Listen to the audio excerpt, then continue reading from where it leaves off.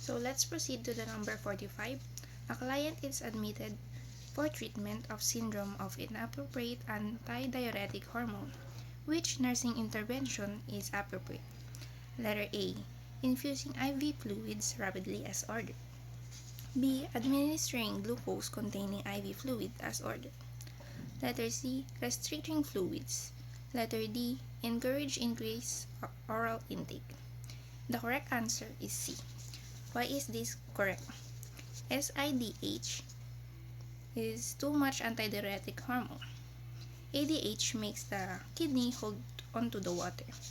Holding water dilutes the sodium, causing hyponatremia. And the main problem in the number is water overload. So, the correct answer is letter C. Restricting fluids prevents further dilution of sodium and helps correct fluid imbalance. Bakit naman mali yung iba? Kasi sa letter A, infusing IV fluids rapidly, nag-worsens lang yung water overload. Then sa letter B naman, glucose IV fluids, nag-add pa rin ng water. Sa letter D naman, encourage oral intake, nag-increase pa rin yung water retention niya. So, number 46. Julius is admitted with complaints of severe pain in the lower right quadrant of the abdomen. To assist with pain relief, the nurse should take which of the following actions? Letter A. Use comfort measures and pillows to support the client. Letter B. Encourage the client to change position frequently. Letter C. Administer Demerol 50 mg, IM, Q4, and PRN. Letter D. Apply warmth to the abdomen with a heating pad. So, my answer is letter A. Why is this correct?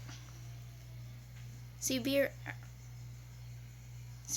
pain in the lower right quadrant of the abdomen may indicate appendicitis. The goal is to reduce the movement and pressure. So, pillow helps support the abdomen and reduce the pain. Bakit naman mali yung iba? Letter B, changing position frequently can increase the pain. Demerol IM, letter C, makes or masks the symptoms and delays the diagnosis. Letter D, yung heating pad may cause rupture of appendix. So, number 47. Nurse Chris is teaching a client with history of atherosclerosis. To decrease the risk of atherosclerosis, the nurse should encourage the client to, letter A, increase his activity level. Letter B, follow a regular diet. Letter C, avoid focusing on his weight. Letter D, continue leading a high-stress lifestyle. My answer is letter A. Why is this correct? Unang-una, yung exercise nag-improve ng ating circulation.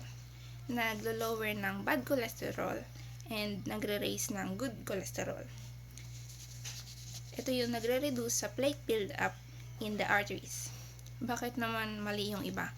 So, sa letter B, regular diet may be in high fat. Then letter C, avoid weight focus. Obesity naman nag-worse sa atherosclerosis. So letter D, high stress. Nag-increase din sa baby and nag-increase din yung risk sa heart diseases. So number 48. A 51-year-old female client tells the nurse in charge that she has found a painless lump in her right breast during her monthly self-examination, which assessment finding would strong suggest that this client lump is cancerous. Letter A, mobile mass that is soft and easily delineated. Letter B, eversion of the right nipple and the mobile mass. Letter C, non-mobile mass with irregular edges. Letter D, non-palpable right axillary lymph nodes. So, the correct answer is C. non-mobile mass with irregular edges. Why is this correct? Usually, or cancerous breast lumps are typically hard, irregular, and fixed or non-mobile. Then, bakit naman mali yung iba? Letter A, soft and mobile, usually benign. Letter B, mobile mass, not typical of cancer. Letter D, no lymph nodes, doesn't mean she has cancer. So, proceed to number 49. Kennedy with acute asthma showing inspiratory and expiratory wheezes and decreased focus expiratory volume should be treated with which of the following classes of medication right away? Letter A, beta-androgenic blockers. Letter B, bronchodilators. Letter C, inhaled steroids. Letter D, oral steroids. So, my answer is letter B. Bakit naman to tama? Acute asthma is equal to airway narrowing, and bronchodilators relaxes the airway muscles. It opens the airway quickly, improve breathing immediately. Then, bakit naman mali yung iba? Letter A, beta blockers, nag-worse lang sa asthma. Then, letter C, inhaled steroids, long-term para sa hindi siya pangmadalian. Then, letter D, oral steroids, mababa yung o mabagal yung effect niya. Then, number 50, Nurse Michael is caring for an elderly female with osteoporosis. When teaching the client, the nurse should include information about which major complication. Letter A, the Warder's hump. Letter B, negative calcium balance. Letter C, bone fracture. Letter D, loss of estrogen. My answer is letter C. Bakit naman to tama?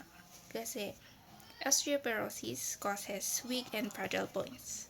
So, nag-increase yung risk niya sa fracture. Then, bakit naman mali yung iba? So, letter A, Dwyer hump. Sign lang siya, hindi siya major complication. Letter B, negative calcium balance. Siya yung dahilan, hindi siya outcome. So, letter D naman, loss of estrogen. Risk factor lang siya.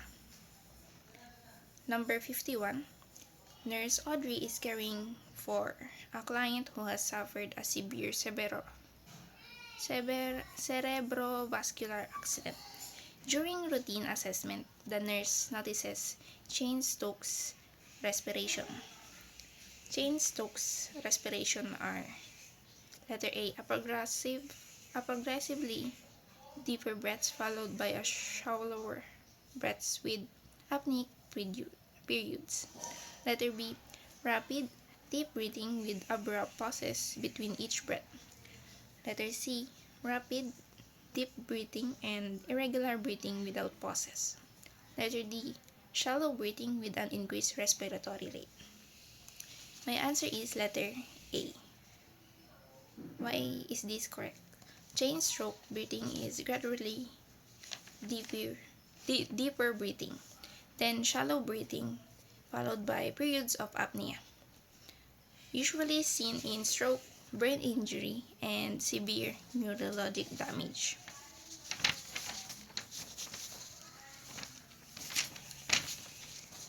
Kasi usually sa brain injury, ito yung nagsisira sa brain controller ng ating respiration. So, number 52. Monitoring a male client several hours after a motor vehicle accident. Which assessment data suggests increasing intracranial pressure? Letter A, blood pressure is decreased from 160/90 to 110/70. B, the client refuses dinner because of anorexia. Letter C, pulse is increased from 87 to 95 with an occasional skip beat. The client is oriented when aroused from sleep and goes back to sleep immediately. So, my answer is letter C. Why is this correct? Increased ICP causes changes in his vital signs, irregular heart rhythm, and neurologic deterioration. An increased pulse with skip beat indicates worsening brain pressure. Bakit naman mali yung A, B, and D? BP decreases, ICP usually increases the PP, and anorexia is non-specific. Then letter D, oriented behavior is just a reassuring sign. Number 53. Nurse Ron is caring for a male client taking an anticoagulant.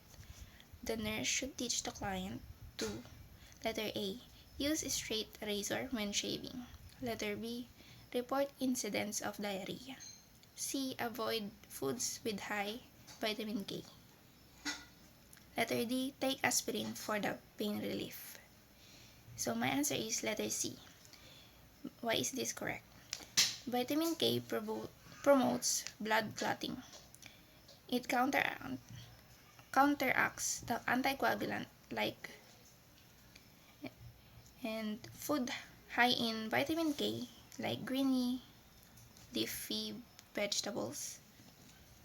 Then bakit naman mali yung iba? So letter A, straight razor, nag-i-increase sa bleeding risk. Letter B, diarrhea, not priority teaching. And letter D, aspirin, nag-i-increase sa bleeding risk. 54. A complete blood count is commonly performed before a patient goes into surgery. What does it seek to identify? Letter A, abnormally low hematocrit and hemoglobin levels. Letter B, potential hepatic dysfunction indicated by decreased blood urea, nitrogen, and creatinine levels. Letter D, low levels of urine constituents and normally excreted in the urine. Letter D, electrolyte imbalance that could affect the blood ability to coagulate properly. So the correct answer is letter A. Bakit? So CBC checks hemoglobin and hematocrit, detects anemia, ensures the patient can tolerate blood loss during surgery. Bakit naman mali yung iba? So yung BUN or creatinine para sa kidney function test lang. Then letter D, urine levels sa urinalysis. And letter D, mali, electrolytes para sa BMP lang or kaya CMP, not CBC. Then last number, 55. In evaluating the effect of nitroglycerin, Nurse Arthur should know that it reduces preload and relieves angina by letter A, increasing AV conduction and the heart rate. Letter B, increasing contractility and slowing heart rate. Letter C, decreasing venous return through vasodilation. Letter D, decreasing contractility and oxygen consumption. My answer is letter C, decreasing venous return through vasodilation. Kasi nitroglycerin dilates veins, reduces blood returning to the heart, o yung tinatawag na preload. Then ito yung nagde-decrease sa heart workload. Then nag-improve siya ng oxygen supply sa heart muscle. Bakit naman mali yung iba? So letter A, increasing heart rate, increases oxygen demand. Letter B, increases contractility, nagwo-worsen lang siya sa angina. Letter D, decreases contractility, hindi naman siya primary mechanism. So that's all.